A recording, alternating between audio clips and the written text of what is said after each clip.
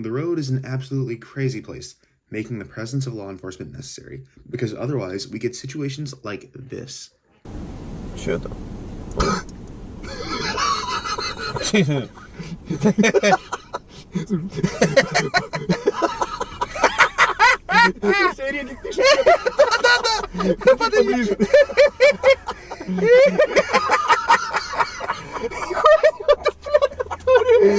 Тёма, ты удачно проснулся. Немножко отлетел.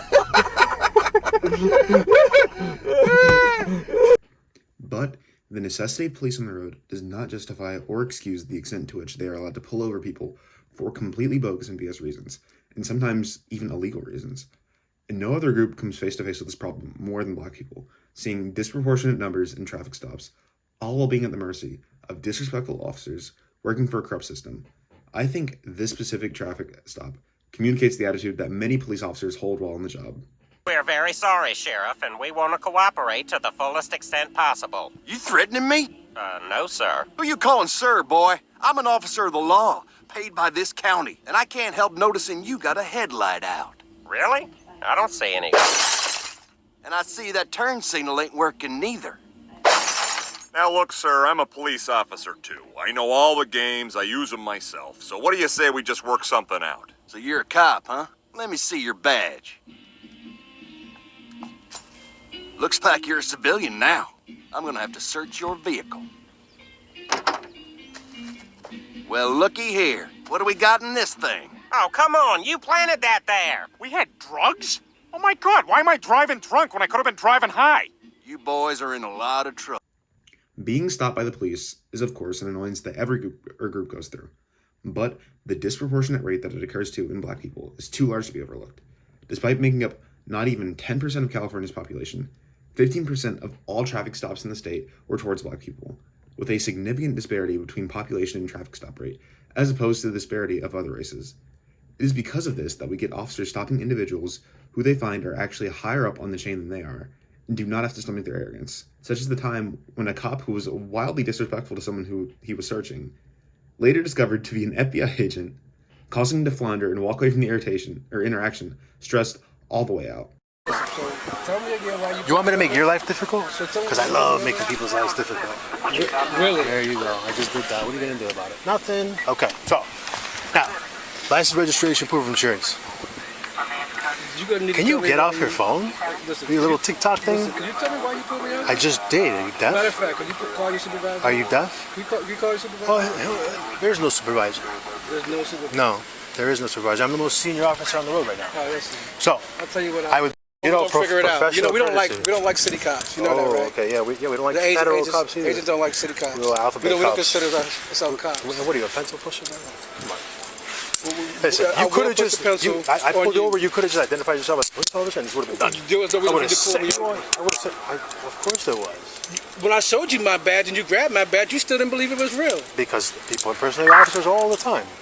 Okay. Do they not? When I see a They don't- sergeant, they I'll don't make teach sure. you? When I see your sergeant, we'll make sure. Well, we don't have to go that far, okay? No, we won't. We'll go farther than that. Oh, okay. We'll make sure we talk to them. We'll make sure we do a lot of things on this. I'm pretty sure you probably have other offenses against you. But you have a nice day, and I continue to have a mine. Listen. I appreciate you, sir. Listen. Sir, I appreciate you. You have a good day. Thank you much. Captain. Now, this is very likely because law enforcement is trained to see African Americans as suspects, with many of their typically Black features being used to identify suspicious individuals, like dreadlocks, gold chains, the clothing style, a lot of it. And of course, pretextual stops have historically had success in catching suspects of crimes, such as in the case of the OKC bomber. And they continue to have success in catching actual criminals. But the strategy that they use is akin to shooting a shotgun, where you just hit a wide array of targets and people and simply hope you get the right one, which works sometimes and other times does not. The Fourth Amendment right that prevents search and seizure is one that has shaped a myriad of laws throughout America's history, and the extents of it still continue to be debated about to this day. However, because of our legal system and how it's set up, the laws around pretextual traffic stops, police officers are essentially able to do whatever they want on the roads, provided they can come up with a reason that is extremely loosely believable or provided they do not accidentally come across someone who is also involved with the law, like I said, and is higher up on the chain than they are, and can call them out on their bullshit. Thank you. Your tag didn't come back. Never seen that before. I'm sorry? Yeah. We're good now. So it was... We ran the tag. I've never seen it before. A Florida tag. It's never come back to anything before. So that's the reason for the stop. What was the tag run for?